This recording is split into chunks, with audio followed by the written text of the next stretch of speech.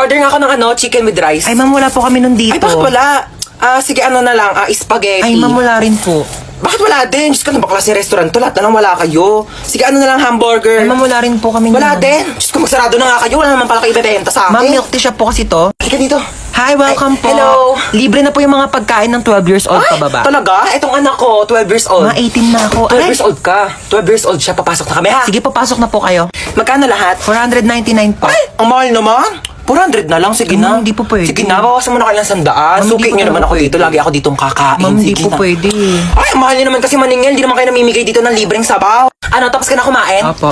O, dali. Meron ako dito dalang plastic. Yan, O, ma'am. maluti mo itong mga tira-tirang buto sa lamesa natin. Pati ayun o, yung mga lamesa nila, ang daming tirang buto. Sabi mo, kukunin natin. Papakain natin kay Brownie, ha?